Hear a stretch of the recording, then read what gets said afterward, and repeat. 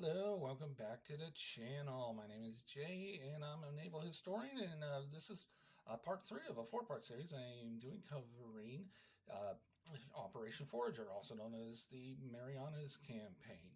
And this week I'm going to be covering the more water-based portion, as last week we went over the operations on Saipan. Next week I'll finish it up with operations on Tinian and Guam. But this week something did happen during the early days of the Saipan campaign, and that was the Battle of the Philippine Sea, which has been immortalized by the naval aviators who fought in that battle as the Great Marianas Turkey Shoot. Again, some very good resources on that I do recommend that for more detailed information, including Volume 8 of Morrison's series on U.S. naval operations in the Second World War. Ian Toll's The Conquering Tide, which concludes with the Marianas Campaign. The late Jim Hornfisher's The Fleet at Flood Tide, which begins with Operation Forager. And specific to this week, especially, is Clash of the Carriers by Barrett Tillman, which goes over the fleet operations and the naval aviation operations that occurred during the Battle of the Philippine Sea. Like I said last week, while the Marines and soldiers of the 5th Amphibious Corps were trying to establish a beachhead on Saipan, the Japanese combined fleet sorted out of the Philippines in response. Task Force 58, under the command of Mark Pete Mitchell, was the principal American naval force to respond to this threat. And as I mentioned last week, it deployed itself in between the invasion forces and the Japanese. As the Japanese had the advantage of sailing into the wind, they would be able to launch their aircraft at a greater range than was the norm, and then they could use the air bases on Guam, Tinian, and nearby Rada to refuel and rearm these carrier planes. By this stage in the Pacific War, it was clear to both the Americans and the Japanese that island air bases would be able to extend the range of carrier-based planes, which factored into the tactics of both sides, and was a key factor in U.S. Navy's island-hopping strategy.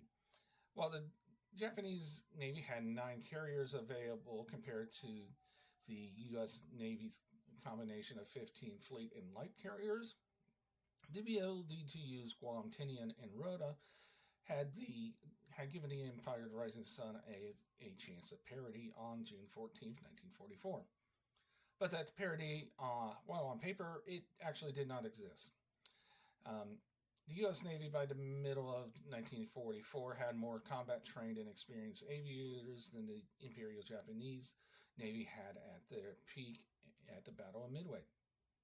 Unlike the United States Navy, which had made the effort to rotate their most experienced aviators into training roles between deployments, the Japanese Navy opted to keep their pilots in operational roles.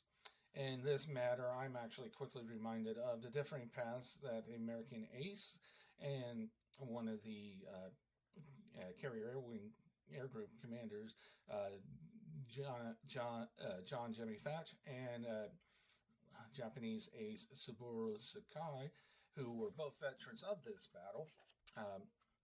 So Thatch was a veteran of the early Pacific War battles, especially at Midway, and is credited with one of the most basic naval combat maneuvers that all fighter pilots are trained on, that is the Thatch Weave. After his experience at Midway, Thatch was sent back to the United States mainland to spend a tour training new naval aviators on aerial combat, and was able to give real combat examples to his students. Sakai, while a veteran Japanese aviator, was never given the opportunity to train newer pilots in combat maneuvers, which was a very rare, and he was a very, very rare Japanese veteran that survived the onslaught of American war air power that Task Force 58 could bear. By 1944, the U.S. Navy, while constantly deploying fresh new aviators to the Pacific, was the superior fighting force. And June 19th of 1944 would prove that. The Japanese plan was to take advantage of the winds and launch their aircraft from longer distances as normal and use the airfields at Guam and Rota, and to a lesser degree Tinian as forward operating bases could rearm and refuel the aircraft for a second strike without returning to the carriers of the mobile fleet.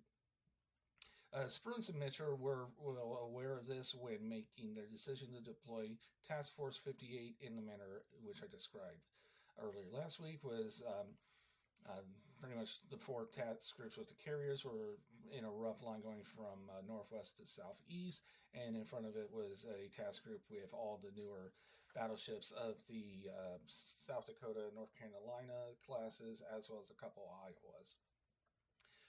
So the first wave sortie from the Japanese carriers on the morning of June 19th and flew into the trap that Mitchell had set for them.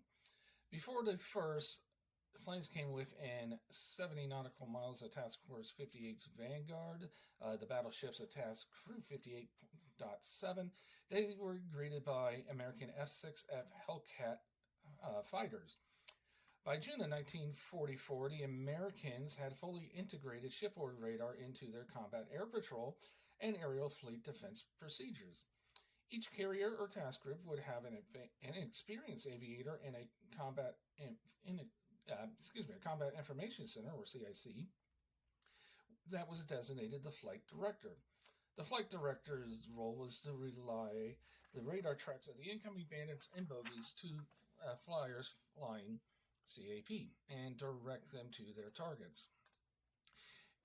In a larger fleet action like that on June 19th, the fighters would loiter in staging area at about 30,000 feet, or what a commercial airliner flies at these days, and wait for a call from the flight director and only return to the carrier when the need for refueling or reloading ammunition occurred. Due to the use of radar and CAP flights, the U.S. Navy destroyed over 350 Japanese planes in one day and only lost 30 of their own fighters, and no major damage to the ships of Task Force 58.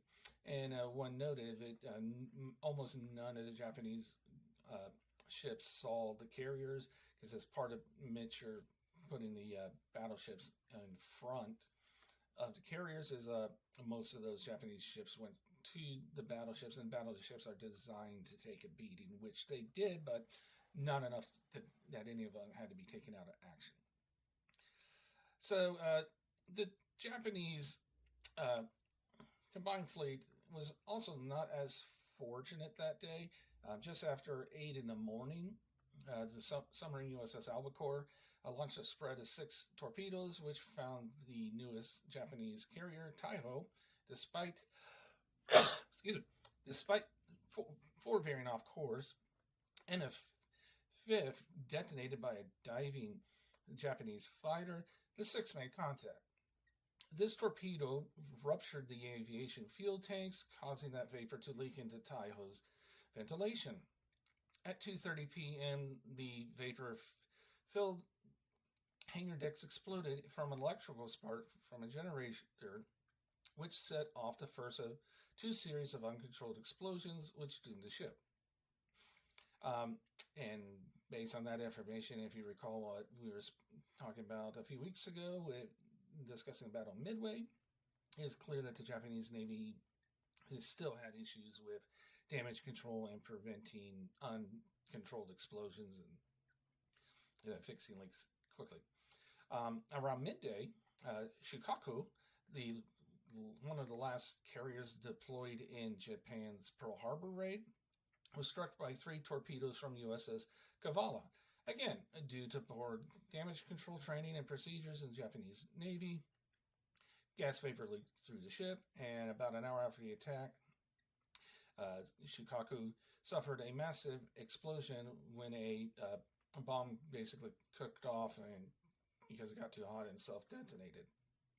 And that caused the carrier to capsize within minutes. The evening of June 19th has shown that the Americans were in clear command of the seas, and with the reporting of the submarines who were following the Japanese fleet, Spruance gave Mitchell permission to pursue. As the wind had came out of the east all day, Task Force 58 was disadvantaged during flight operation and had to sail away from the enemy. The plan was to sail west at the quickest pace that they could make whilst in formation and send out scouting planes at first light on the morning of June 20th. The Japanese also made the decision to change course and set sail to the Japanese home islands. So it would be after 3 p.m. on June the 20th when the first sighting of the combined fleet was made by American scouts and confirmed within half an hour. Mitchell quickly ordered a full strike on the combined fleet, but just after the first wave was launched, an update came in from the scouts that the Japanese carriers were actually 60 miles further out than was initially reported, and thus the second wave was canceled. The first reports of the combined fleet position were actually of the oilers that were supporting their task force, and so some of the first American planes arrived on the sea, made the decision to attack the oilers rather than continue on the carriers due to their concerns about having enough fuel to return, which resulted in two of the oilers being lost and a third heavily damaged. And as we had discussed about logistics, this is actually, even though smaller target, you take out an oiler, you hurt your enemy more than you in the long run. The rest of the first wave managed to locate the Japanese carriers and were able to sink the carrier Hayu and damaged Sukaku, Junu, and Shiyoda, along with the battleship Haruna, and somehow the Japanese still had another 35 airplanes, and that somehow managed to get in the air, and they took those out as well.